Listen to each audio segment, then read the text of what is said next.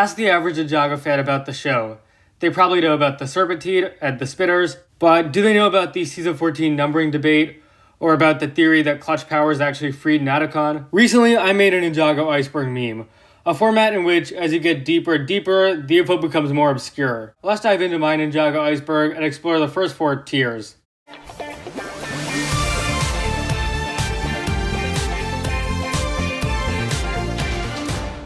Hey guys, here's part 1 of the Ninjago Iceberg explained. And here we go, this is the iceberg I made, but I'm gonna keep the bottom half a secret until I make part 2, which will hopefully come out sometime this month. Starting off at the surface, Ninjago still exists.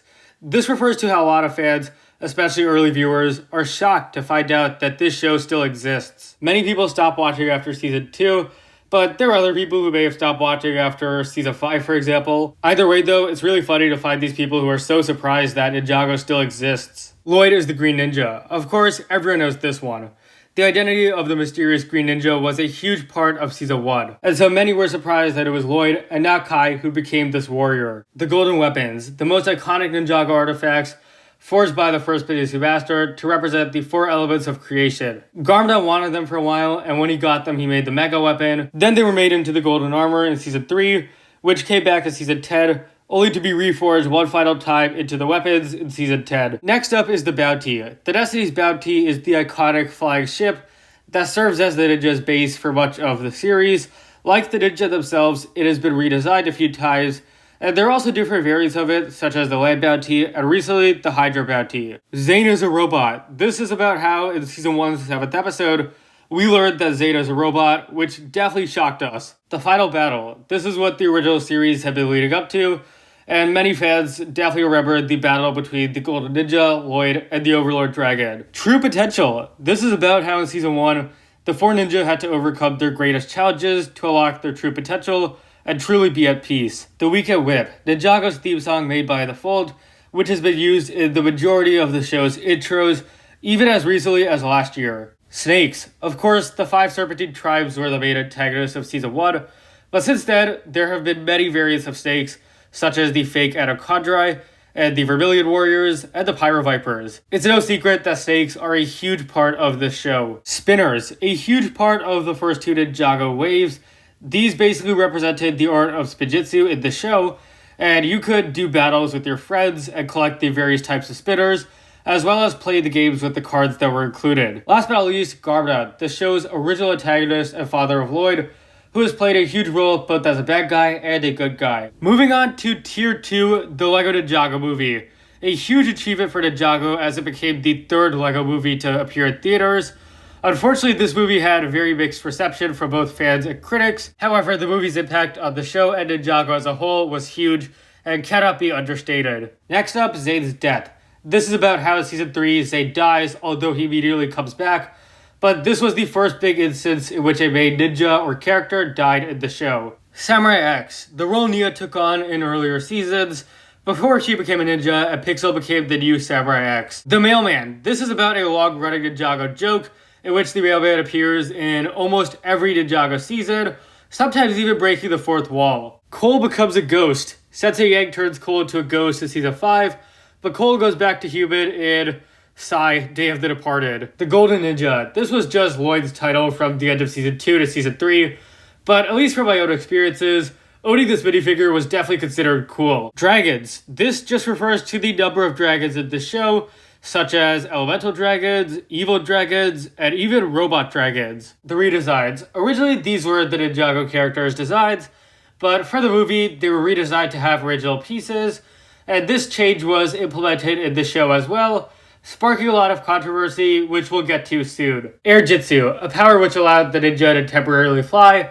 However, it was removed after Season 7 without any sort of explanation. Nia becomes a ninja. In Season 5, Nia officially joins the team and gets the elemental power of water, and she stays the water ninja up until actually this year. Lastly, rest in peace Kirby Morrow. In November 2020, the voice actor of Cole, Kirby Morrow, unfortunately passed away, bringing the community together to celebrate his legacy and life. Moving on to Tier 3, Lloyd was recast. In 2017, it was announced that Sam Vincent would replace Jillian Michaels to provide a deeper and more mature sounding voice. The non-canon ships. There are a lot of these non-canon ships which the show doesn't necessarily support. However, fans still see it as a good match, such as Jade Cole, Bruce, Kai and Jay, Plasma, and Lloyd and Kai, Green Flame, but this one is pretty unpopular. Day of the Departed, Ninjago's 2016 Halloween special that brought back many old villains. Originally, this was supposed to be Season 7, but got shortened to fill the space left behind by the Ninjago movie's postponement. Season 2 filler episodes. The first 6 episodes of Season 2, which focus on the Mega Weapon, but these episodes aren't really connected in terms of their plot. Instead, each episode seems to have its own story, and these episodes have been heavily criticized. The 16 Realms. Season 5 reveals that there are alternate worlds in Ninjago, including places we had already seen before, such as the Underworld. Focus characters. The idea that most Ninjago seasons center on a specific character, although some seasons are just team seasons that focus on the entire team. Season 6 Time Reversal. The events of Skybound are undone by Jay's final wish, meaning that Skybound did not happen in the show's normal timeline.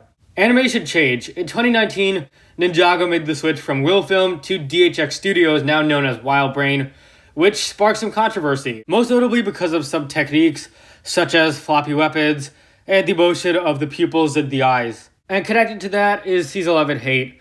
This season is pretty disliked because of stuff such as the perceived filler episodes and the plot, but nowadays it's definitely starting to grow on some people, myself as well. And lastly for this tier is the 2017 Comic Con. This is where the sneak peek of Season 8 was revealed. There was also a ton of backlash to the redesigns, and people were very upset. And here's our next tier, anime episodes.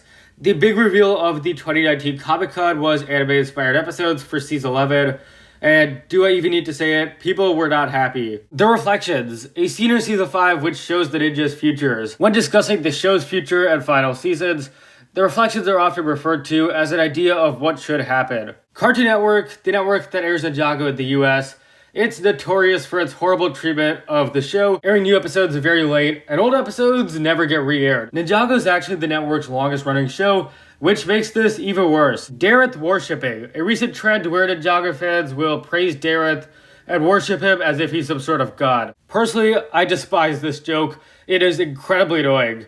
And people also do the same joke with The Postman. The Dark Island Trilogy, a series of canon comic books set after Skybound, in which Klaus tries to corrupt the Temple of Light. It's in this book that Klaus gets banished to the Underworld, the Sky Pirates return and go to prison, and the Golden Mech also comes back too. Rumi is the Quiet One, the big plot twist of Season 8, in which we learn Princess Rumi is the secret mastermind villain. This plot twist definitely surprised a lot of people, and it had a huge impact on Lloyd's character and the season. Tommy Andres' Twitter. The Ninjago producer used to be active on Twitter and would use it to answer fan questions. Unfortunately, he went on break earlier this year because people would have stopped asking questions about future seasons. Way of the Departed, a non-canon novel written by Tommy Andresen set after Season 7, which explains stuff such as why Urjitsu and the Elemental Dragons disappeared. I've never read this book, but it seems really cool from what I know, and definitely should be canon. And last but not least for this video, Zane is the Ice Emperor. As soon as we got the Ice Emperor figure leaked in March, I think, people started to speculate that he could be Zane. And after the Fire chapter, this theory really gained traction and was proven true in the Ice chapter. And that completes our first half of the Iceberg. Come back for part 2 when it releases later this month. I promise it'll be a lot more interesting. Thank you so much for watching, guys. If you enjoyed, please be sure to leave a like, subscribe, share with anyone and everyone you know. Let me know what you guys might have put on the iceberg below, and I'll see you guys next time.